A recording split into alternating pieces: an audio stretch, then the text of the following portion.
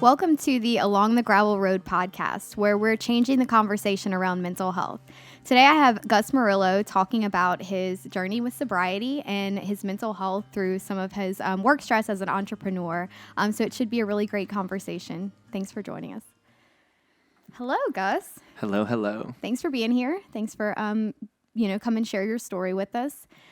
So we're just going to dive right in with tell us a little bit about what your journey with mental health and with recovery has been like. Yeah, I'm excited to be here too. It's something that I get to talk about all the time in AA and in meetings and in therapy, but it's something that I don't get to talk about with like broader folks and like the general, like community as much as I'd like to, but I'm excited to be here and to talk about it. I'd say just a little bit about me and a little bit about like my story. I was born and raised here in Louisiana or in Baton Rouge, or born in New Orleans actually. And then I started an advertising agency whenever I was in college. And so I jumped into a career pretty early. Like I was a young kid. I was 19 years old when I started it. And feeling the stresses of like school and work and starting a business and trying to like make enough money outside of the business because it didn't make any money pretty early on. And I'd say, or after 10 years in that work, 10 years of running and growing an advertising agency and 10 years of entrepreneurship, pretty much everything boiled over. Like I had really not paid attention to my health and mental health and the stress I was dealing with. I was going 100 miles a minute work-wise, and I thought that's what was necessary. I thought like I had to put everything in it for it to work out, and then also I wasn't paying attention to my substance abuse during that time. It was a lingering issue, and I had a million close calls. And I say a million. I had countless close calls where I'm surprised I either got out alive or got out with no trouble. Yeah. And then close to 18 months ago, kind of everything boiled over.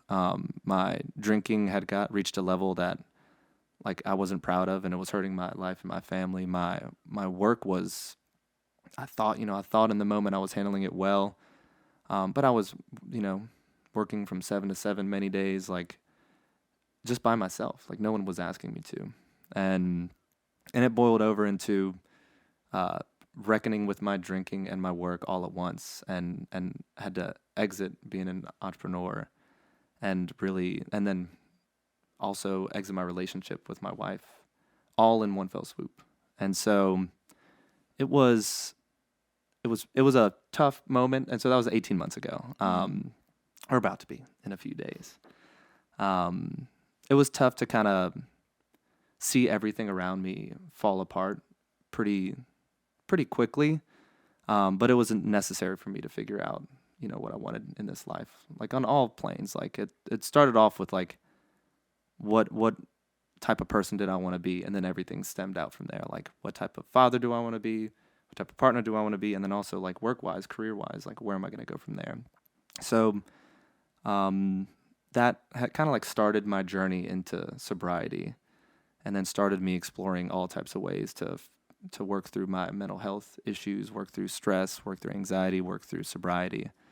And it's been really, really tough road, but it's an important one that I've had to take. Yeah. So yeah, that's a little about me. Yeah, thank you for sharing that. What did it look like getting help for you after that? Like once you realized it? Yeah, it looked like for me, and I think a lot of the stories that I've heard in these rooms that I'm in, I go to AA. It was just a moment where I realized like my drinking had taken over and had caused me to do and be something that I was not. And after one of those, like there was countless horrible drunk stories that I've had and alcohol abuse stories that I've had. After one of them, I was just like, I woke up that next day, terribly hungover, like not knowing what I had done or did or said, and I knew I needed help. I was like, this is finally the moment where I feel like I can't say, oh, that was just another time this time. And so I ended up calling someone that I knew was in the program first before anything. And so I called someone I knew that went to AA, and I was like, I don't know what to do. I just know I need help. So that was the first call I made that next morning, and he pointed me to like, it was pretty simple. He's like, download this app. It's called Meeting Guide. And I didn't realize how many AA meetings there was all across the city every single day. I had no clue. But there was countless ones that day for me to go to. So I did that. And then I also Googled substance abuse therapist, because I knew I needed as much help as I could get. So that day I had also set up my first appointment with a therapist that focused on substance abuse to kind of talk me through like this journey and like what I need. I knew I needed abstinence. Like I knew that was like a given that day. I was like, I just can't drink. And yeah, went through those 2 routes to start. That was like kind of how it began. And then I remember jumping into that first meeting. It was that night. I didn't have therapy until like the next week. And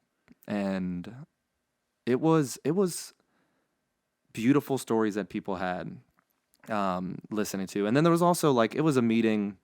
It was one here in Baton Rouge, and it was like off Highland Road. And it was like a bunch of people that said, it was my first time to a meeting, all these quotes that I was like, I wrote down all these quotes. It's like, oh my gosh, this is me. This is exactly what it means for me. Like some person said, my 2 biggest enemies in life are bourbon and my ego. I was like, that's me. Like, that's totally me. But then I remember it came time for me to at some point like introduce myself, and where like I really kind of like struck me, and I remember I started like crying, was announcing myself. Hey, I'm Gus, and I'm an alcoholic. And I'd never said those words ever before till that night. And I was like, ooh, shit. Oh, I'm not allowed to curse. Can we bleep that out? Okay. Oh, you can curse. Okay. I was not sure. But that's the real story. I remember like I was just feeling like oh man, this like, that hurts to say it. Like I've never said it before. But I knew it to be true. Yeah. It took me months and months to work through like what that actually means and truly understand it. But yeah, and then I jumped into my first sessions with a therapist who like really focused on this stuff and who really understood what it's like to like recognize that you have a problem, to go through the steps, to and what people's lives look like after they've hit the bottom. It was interesting. I just randomly Googled a person, jumped into my first session, and it was so cool because in our first session, I realized his story was so similar to mine. He was a partner in an advertising agency. He had run an advertising agency in the city for years. His drinking in this ad world was like reached a level that he was uncomfortable with and stopped and left.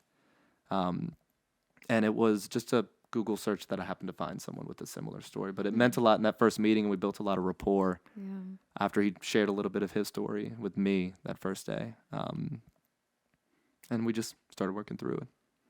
Nice. What else did you explore in therapy that outside of the substance use? Yeah, we started with the substance thing, like day one. It was like all that. But when these folks say they have a focus on it, like they have a focus on it, yes, but like substance abuse affects your relationships. It affects your self-esteem. It affects all kinds of parts of your life that we also had to work through as well. So, what started in the first few sessions was like understanding my habits of drinking, understanding, the way I use substances, and trying to like uncover that. It moved pretty quickly into the relationship with my then wife that we were separated at the time. And then my kids, and then my parents, and trying to understand how I've affected all the people around me with my substance abuse, and navigating those relationships and how I feel about it and how I feel about the situation. So I'd say it very quickly turned into just like me understanding how to be a person, the best person for all the people around me, even outside of the drinking. And so we jumped into that pretty after a few sessions, but Yeah. it was helpful. I really didn't know what to expect. I thought it was just going to be, all right, how do I stop drinking or just do less drinking? I was like, at first I was like, maybe I just drink a little less. And he's like, what do you actually think you need to do? And it's like, no, I think I need to stop. Like, Yeah. I think I'm done with this thing. Yeah. Were there any, like, before you started therapy, did you have any, like, ideas, like, going into it, what it might look like, or was there any stigma around it or before, and then what it looks like now? I think before going into my the good thing that helped prime me for understanding like what these conversations look like was I had gone through marriage counseling. And one of the topics, surprise, surprise, that came up during those was my level of drinking.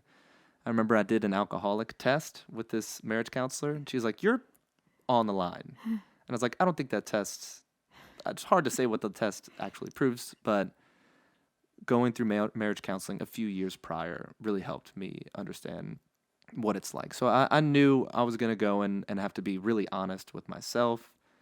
And the way they would work with me could vary because I had seen 2 marriage counselors and they were vastly different people. But before that, I didn't have, I think the stigma that I had against it before going into marriage counseling was I'm only going into it because I'm messed up. I'm like, there's something wrong with me. And so the same thing with the relationship. I was like, we're only going to marriage counseling at that point because there's something wrong with us. What I learned between that and seeing a therapist now is there's no reason why I shouldn't continue this on no matter how good or healthy or happy I feel. And I'm not messed up and there's nothing wrong with me. And it's just help that I need to continue to stay grounded and stay level and stay happy. Yeah, that's a theme sort of that keeps coming up in all these different episodes that we've done, is that there's nothing inherently wrong with you. Like, you don't need to be fixed. There's just a lot of things going on in your life that can use some help and some support, and that's totally okay. And I think a lot of people go into therapy or don't go into therapy thinking, because that means I'm admitting that, there's something wrong with me, or I should be able to handle this myself, or whatever it looks like for different people. So how did now that you've been through treatment and you're in recovery, like, what does that look like now for you and with your family and everything? I think now what I've learned throughout all the stuff that I've tried, I think it's building a lifestyle and a habit and a routine that proves the most effective, that helps me be the happiest, best version of me. I ended up early on, I tried countless things outside of therapy and AA. I got trained in transcendental meditation, which is a facility in New Orleans. And so, because I'd reached out to a bunch of people too. I think the weeks after, I was like, who else can I reach out to for help? So I got trained in transcendental meditation, which actually is like meditation in general is a principle of, or it's like a part of one of the steps. I just wanted to learn a way that I wouldn't distract myself. And then, and I had built out a pretty solid like health routine and stuff too. But I think in the last 2 years, I didn't realize how fundamental it was to like a happy and fulfilling day. So I tried like all this stuff early on, and what I've realized now is like the usage of all of these things, like being an active participant in AA and making the time for the program and making the time for reaching out to my sponsor, making the time to try to find sponsees, making the time at these meetings to help in some way and be of service is equally as important to me as like my therapist. And also my morning routine, like truly like between working out and meditation and all the stuff that I've learned, it's like I'm awake 16 hours out of the day. That is how much time I need to spend on like creating a happy me. It's like all the time. So I think that's what it looks like is now like a year and a half ago, I was like under duress, like worried about all my relationships with my family and trying to mend them all. And then now I'm like actively mending while like trying to go deeper with these folks. Mm-hmm. Like before, like I might have a close friend like and mess it up over one night drinking. And then now like I feel like I find myself actively reaching out to check on people more, Mm-hmm. um, because I'm like more intentional with uh, each of my relationships because I realize how strained they can get with how bad I was before. And now I'm like I'm sober, I'm happy, like so I'm doing everything that I can do to make sure all the people around me are happy or see the best version of me as much as possible. Yeah, I think that's amazing. And so in now that you are sober, what are your experiences? Obviously, you're in Baton Rouge, you're in Louisiana.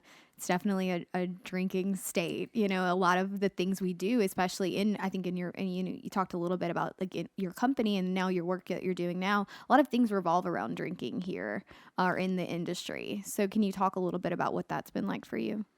Yeah. I remember, so I got sober early last year. And then in the first 3 months, I had a bachelor party to go to. Um, and I was like, everything was, and it was in Baton Rouge. It was someone who wasn't living in Baton Rouge and that came back to the city. And they're like, let's just go to all the bars that we went to when we were younger and then get as much messed up as possible, was the intention that he had. Yeah. Um, and, and I remember I like was sharing about it in meetings. And I was like, I don't know if I could do this. I feel good. Like I hadn't drank. It was in 90 days at that point. I felt like I was like, all right, I haven't drank yet, but this is like the first time I'm dealt with this scenario. And there was a whole bunch of like really helpful tips that I'd still use to this day. And I think the biggest one for me was like, if I'm going to go do something uh, with bad intentions, like if I'm going to this event with them worried that I'm like really gonna slip up and I have that like opportunity in my mind for me to slip up and I don't have all of the steps in place to be able to leave immediately, like have a person to call. And if I'm not like setting myself up for success, I will not go. Mm. Um, so that first time I had a bunch of people that I texted that knew I was there. Everyone in that group that I went to this bachelor party with, I told every single person at the beginning of the weekend, hey, I'm newly sober. Hey, I'm newly sober. And thankfully these were friends that had my best interest in mind. Mm-hmm. And so they were like super like excited for my sobriety because they had seen the worst of me, but then also helpful, like Yeah. um, just making sure like, hey, are you comfortable right now? Like, do we want to get like they were all checking on me the entire time. So between like true transparency with all the people I was with, which I didn't have to do, but I wanted to, and with all of the support system of the people that I texted, make sure like as something as small as like I don't want my car locked in behind a bunch of other cars at a house. Mm-hmm. I just can't do that. I try to not ever do that, or at least early on. Now I've just came back yesterday from Las Vegas. I couldn't leave, and so in that scenario, like I probably wouldn't have gone on this trip a year ago. I shouldn't have early in sobriety. Yeah. But I have my routine. I have the people that I call to check in on. I have waking up in the mornings and praying and meditating. I had all that stuff now that helps me. But yeah, I think like I'd say the biggest thing is like transparency and honesty. And then also the thing that I've learned, like the drinking culture here is, because I'm not going to be able to hide from it if I want to, because of the people that I love, my family, my friends, are all in it. But there's a way that I could participate that's like helpful to me. And that's the second thing I learned was being of service. So like that bachelor party, not only did I have all this stuff like set up for me to like leave and call folks, I had all that set up. But I went into that weekend as like, how can I make everyone have as much fun as possible? So I like organized where we were going. I went to Costco and I bought a bunch of steak for like 18 dudes, and I was the one slaving over the kitchen, cooking for 18 people by myself while they were all drinking and partying and all that stuff. But I made an amazing dinner for them, and they were all like, "Thank you so much, Gus." Like, I think, and I ended up that weekend with like not thinking of like the crazy stories, which that was fun too, because I got to see them be wild, and that's okay. But I got to think of like, look back on how much I was of service and how much I helped them and all the things that I did to be good to those people around me. And so I think like going into those events, which there will be LSU games, there will be bar nights, there will be all that stuff. And if you want to participate, I think the only way I can is how can I help and how can I be of service? Yeah, I think that's great. And so what about, because like you said, you know, a lot of this started, or I guess you didn't really say, do you feel like this started in high school, or was it after high school, or was it when you started the company? Yeah, that's a good question. I think it was hidden in high school and college because everyone was getting wild. My stories just were a tinge more wild than everyone else's. Like I was the only one who went to jail for peeing on a cop car. Well, someone else did with me as well. I was like, I don't think you're alone. But yeah, yeah. But like of my friend group, we all had stories like that. Mine were just the most interesting ones to tell because it was crazy. But looking back, like I really think it started in high school when I realized that every time I would go out and party in high school, I had the pure intention of getting the most messed up that I could possibly get. Like there was no like, hey, I'm gonna like chill out tonight, or that didn't exist. So I didn't realize that until looking back, but it was hidden. Like it was the drinking culture in the city. It was the drinking culture of my friend group. I don't think anyone really worried about my drinking or mentioned anything to me until like 24 or something like that, 23, 24, whenever everyone else slowed down. Right. And I didn't. So like when we would all go out, I would go out as hard as I would whenever I was 19. And would drink to black out. But yeah, I think it started a little early, and I just didn't realize it. Yeah. Well, I think the reason I asked you that is because for some people, you know, there is sort of these events in their lives that have led them to use alcohol or substances to deal with some of the stuff they've been through. And then for other people, it kind of happened slowly over time until you no longer had control over it. And I know like just doing some group therapy and stuff, for some people that was like more shameful because it was like, I don't have a reason. My life wasn't that bad that I should have lost control like this. It kind of just happened. And for some people that's harder to cope with than to say like, there's not anything wrong with me. This is something that I do need help with now. I just can't control it anymore. And that's okay. So, you know, I think everyone sort of gets here in a different way, but everyone can still use that support at the end of the day. And so then you had, I know we wanted to talk a little bit about like what it's like working too. And like, you know, that's a big part of your life is your job and this idea of success. And so what does that look like for your mental health, for sobriety, for your life in general? Yeah, I think to go back to like a little bit of the previous point, because it has to do with work. It's like, I didn't realize I started to realize I had a little bit of a problem whenever I was drinking to deal with the stresses of work. It wasn't to party. I remember it was 2016 and I was drinking 6 drinks a night, like 2 triples or like 3 doubles every single night to deal with the stress of work. Because work was tough. Like it was difficult, but it was like also not a traumatic thing that I was trying to cope with. It was like I put a lot of myself into this business, and it was going pretty well at the time. And at that point, the only thing I thought I had access to deal with the stress was drinking.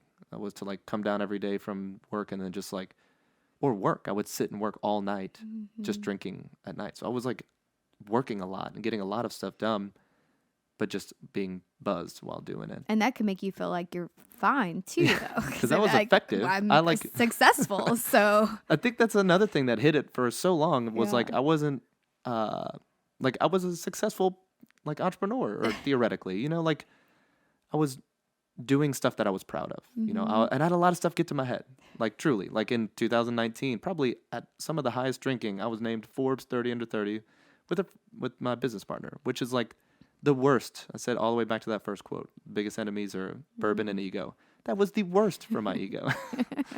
And it didn't particularly help my drinking, because I remember the event that we went to, like, was wild, and I went past the line too many times. But I was like, I'm hot shit, and I was not, and I didn't realize until I didn't realize until the moment that I was like, I can't control this; it's controlling me, and that was the moment a year and a half ago. But work now, I think, like, I had to reckon with that question. Like, all right, I spent 10 years running an advertising agency, 10 years, like, building up a business from scratch, working on cool campaigns, working with cool clients, flying across the country all the time to work with brands and pitch brands.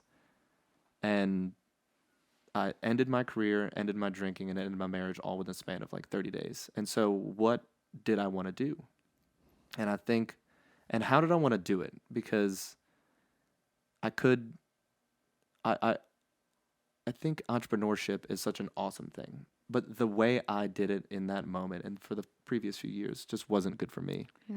So I took a break. I didn't go. I was thinking about jumping in to starting another business, starting something else.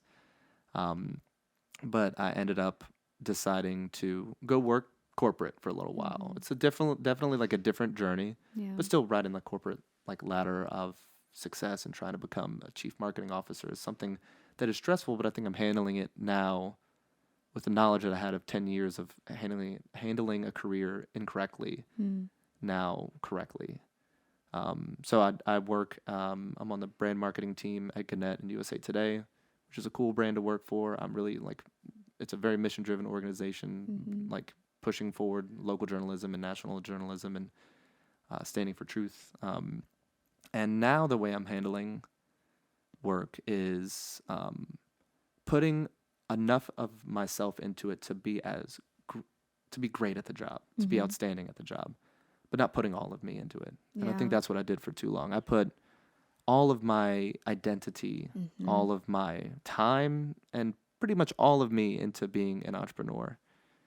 And what it left me when I had no business, who was I?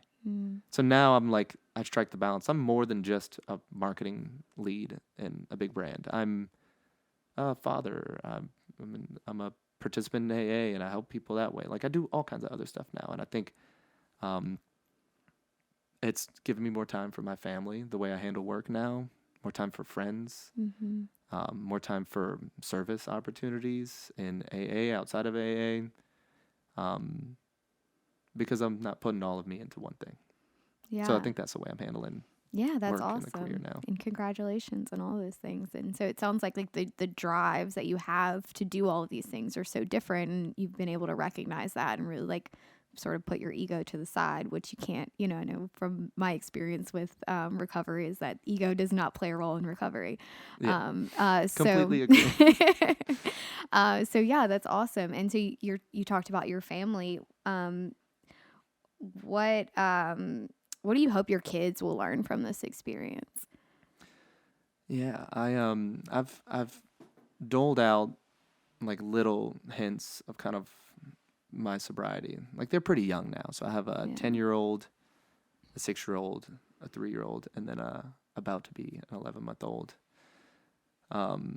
And they're so young to like understand the nature of like sobriety and all that stuff. But my oldest, I'm pretty intentional about like sharing that I don't drink. And I share like it's not good for me, like the early inklings of sobriety, and like I'm not preachy about it with her because she's a child, but I'm just sharing like my perspective is I don't, and that's okay. It's mom's different, other people are different, just I don't. And then with regard to like dealing with mental health, my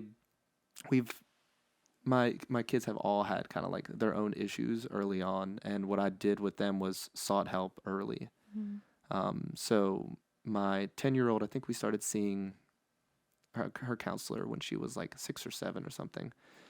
She had extremely, as I have sometimes, like bad anger issues. And so instead of dealing with it without help, we sought help. And so I think I actually got a counselor for her before I got one for myself. Truly, like I didn't seek help, but I knew I needed help with her. I was like, this is tough. Like these fights and fits and all this stuff is wild. And I want her to be happy. That's the thing is like, I want her to be happy, but I want her to figure out herself how to be happy. And so I think the good thing now is like, there's nothing wrong with her, is what I tell her. But we also try to seek help from others. And so I think the stigma that I had going into it, my first set of, therapy and go seeing a counselor, I'm trying to do everything that she doesn't feel like any of those stigmas. It's something that I can use. It's a place that I can go. It's someone that I could see when I'm stressed, anxious, and happy. But someone that'll help me build a routine so that I can, and mechanisms, in her case, to calm down and to de-escalate and work on that stuff. So yeah, I think, so my oldest two currently see a counselor as much as we can. And then they're a little bit aware of my sobriety. I think as they get older, I'm going to be very real with them about my substance use. Because I had no one, the only stories that I had for me growing up was, your grandfather is an alcoholic, your grandmother is an alcoholic. One had to get a new liver, and the other one lost everything, like his relationship and marriage and all that stuff. Like, that's what I heard growing up. But I had no one close to me that had cracked it, that had figured out sobriety. I had just normal, non-alcoholic folks that were in my immediate family, and I just heard stories of other people that were alcoholics. It couldn't be me. So what I want to do, and my kids might not have these issues, and I'd be very blessed if they don't. But if they do, they'll have someone close to them that is actively working on their own, and then that can share stories. And it's something that I wish I had, truly. Yeah, and I think it's great that obviously you're able to have your kids see counselors and get this help and support, especially at a young age. And, I know that's not an option for everybody. And obviously it would be great if these type of things happened in schools and really were part of growing up in the education space, so that parents did have those options. But I think also for you, even if you weren't able to do these things for them, just sort of by modeling, this and the work that you're doing is going to be really impactful for them too, which I think a lot of people can do. 'Cause, so many people dealing with this, you're worried about what happens with your kids. You don't know whether to talk about it with them or be open. But just like you said, if we just keep avoiding it and pretending like it's not a thing, they're going to grow up thinking, oh, it's not me. That's somebody else. It's someone else that's over far there. away. It's far Yeah. away. But it could be you too. Yeah. Like, it could be any one of us. Yeah. And so I think, like, I want them to know that, like, but they're not messed up. There's nothing wrong with them if they are someone that needs help, whether it's substance or anxiety or stress or work or any of that stuff.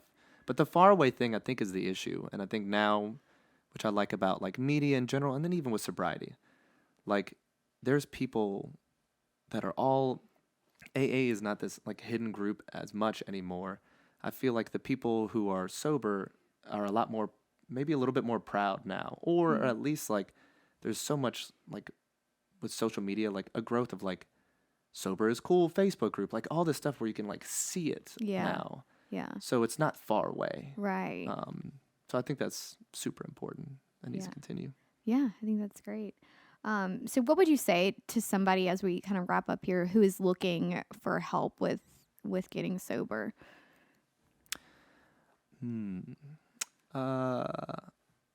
I would say from speaking only from my own experience, and everyone has their own path, is reaching out to people, and it's particularly with sobriety, reach out to people who've been there. And if you don't know where those people are, there's Meeting Guide, the app, and AA.org, I believe. I'm pretty sure that's AA.org, that has access to countless people in whatever city that you were in that have been there. And that was the most, I mean, I loved my therapist. He was wonderful. The most helpful thing for me to understand my nature as an alcoholic was speaking to another alcoholic. And I feel the same, and would be with any other substance abuse. It's like, it's one of the joys that I get out of AA is speaking to other people and pouring into other people my story, and it's one of the things that I got the most out of it was like there was no worry that like they don't get me, they don't understand me, like that could be with a therapist. Yeah. But luckily my first therapist was also sober as well. But the group setting and the people that you meet really helped me understand, and the variety of the people that you meet. High-powered business leaders that have destroyed their life 5 times, have destroyed 5 businesses, and then came back and that are successful in their own right, and that are sober now. Like there's someone who's been where you were, and probably worse, and even not worse. They could speak to you at a level that like you can understand and with empathy. And so I think that was a thing that I would say is like reaching out for help. Use all the methods to like from my own experience. I tried all the things and it helped me. And now my life revolves around all that stuff, from meditation to AA to therapy to whatever. Yeah. But yeah, that's what I'd say. Reach out. Yeah. To someone who's been there.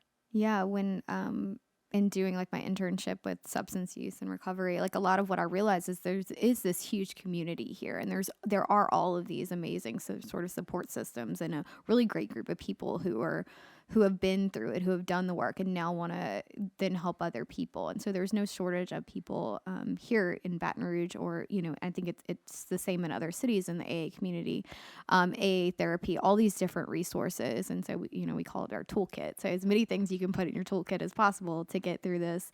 And you don't have to do it alone, obviously, is the important part. But yeah, so thank you so much for sharing your story. Is there any like last thoughts that you want to share of like one thing that you would want people to take away from all of this? Ooh, one thing to take away from my story. I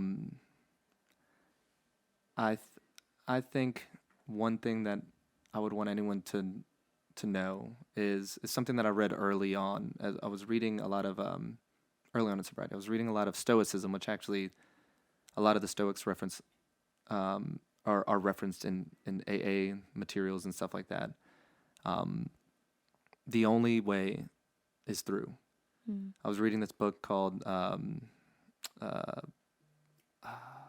that's a Ryan Holiday book. Oh my gosh. I don't know. Obstacle is the Way. Sorry. I was reading Obstacle is the Way early on in sobriety, and it was like a perfectly timed book because I was dealing with countless obstacles. And no matter what you're faced with, whether it be like a family member dying, a substance abuse problem, whatever, the only way is through it. And I think that's the thing that I learned in the last 2 years. It's like I was faced with the most difficult scenarios, losing and dealing with career, relationship, sobriety, all that stuff all at once. And the only way I got through it was trudging through it. And it's hard and it's tough and it's sad and it's like difficult and all those things. And it's beautiful too, like coming out the other side. But I will be faced with this again. There will be a scenario, not like maybe not sobriety, but something happens. So that's the one thing I would say to anyone listening to my story is like the way is through it, and then just figure out the way through it that is the most beneficial and least destructive and most fulfilling version of yourself as you're going through it. Yeah, because it's when we try to avoid that thing that we often really find ourselves making it worse. There's no above or below. Unfortunately. It's just right through it. Yeah, definitely.